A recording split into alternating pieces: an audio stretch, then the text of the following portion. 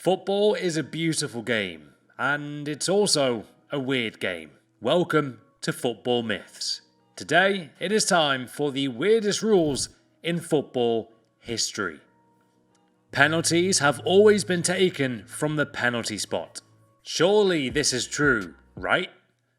No, this is a myth. The penalty kick was first introduced in 1890, 129 years prior to this video being made today. How time flies, right? The invention of the penalty kick is credited to the goalkeeper and businessman William McCrum in 1890 in Milford, Ireland. The Irish FA presented the idea to the International FA's board at a meeting in 1890, where it was deferred until the next meeting in 1891. The penalty was then fully introduced to football in the summer of 1891. It was not anything like we know it now though, and in fact it was pretty wild.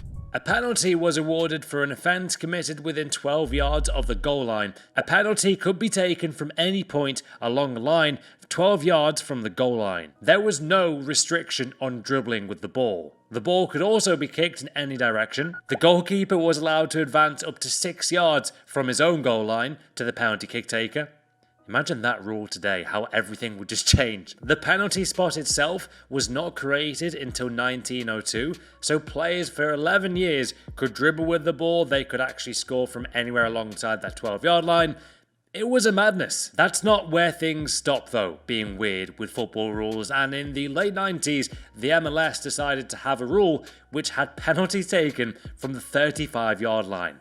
Most people called this the halfway line shootout, and it really was the most American thing I've ever seen. Having a penalty shootout taken from the 35-yard line. It's just so spectacular. America, you are brilliant, never change. And it is what happened, as you can see from the amazing footage here. Officially though, players in the first 4 years of MLS had to take penalties from the 35-yard line and dribble towards the keeper who would rush them.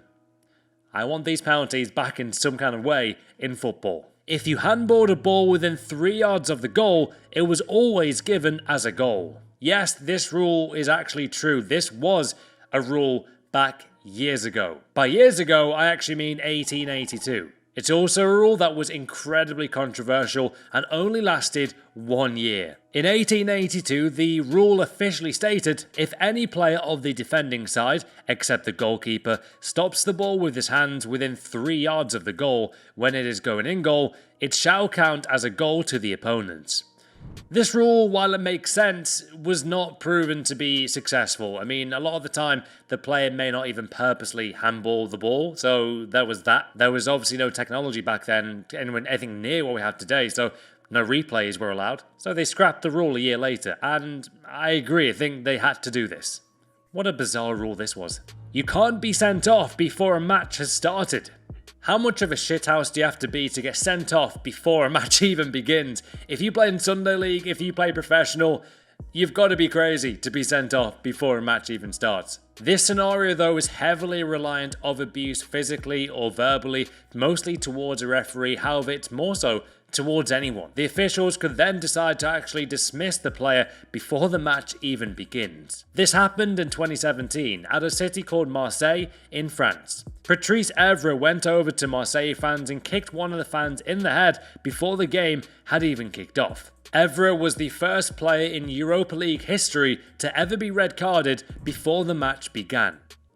If a goalkeeper scores a goal from a goal kick, it will be a goal. This could be the weirdest rule so far of this video, however, it is a myth. That may surprise you. In fact, it will surprise some referees who have given this as a goal before. My good man Karius, who was... God, I was there. It was so bad in Kiev. Guys, it still haunts me. Karius nearly scored an own goal for my team Liverpool during, I think it was a Premier League game or maybe an Europa League game, not sure. And yeah, he nearly scored an own goal from a goal kick, as you can see from the footage here. It really was nearly a goal. This guy, though, actually scored an own goal from a goal kick. Look at the wind on this goal, man. It really is just a piece of art how he scored this. The referee in that game, though, awarded the goal due to not knowing the rule. So it does happen. This could be awarded as a goal in a Sunday League match. My cousin is a really good referee. Would not be surprised if he gave this as a goal. Sorry, Steve. It could be you. Football matches were once decided by a coin toss. As insane as this sounds, guys, and it really does sound just unbelievable, this is true. This was once a legitimate football rule. As you know, a coin has a head side and a tail side. If you say heads, then you get heads, which is called. If you say tails, then you get tails, you win. Right, I'm going to predict heads, and it is tails. I just lost that. Jesus Christ. At Euro 1968, a match between Italy and USSR was decided by a coin toss, and Italy won the coin toss. Did I mention that it was a Euro 68 semi-final? Yep, football rules are weird. With Italy winning the referee's coin toss, they went on to become the champions of Europe, winning a competitive final against Yugoslavia.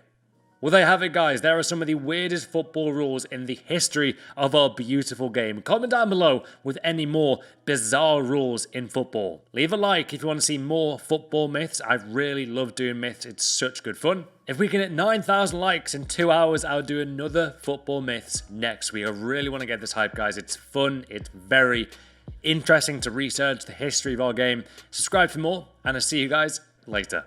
Take care.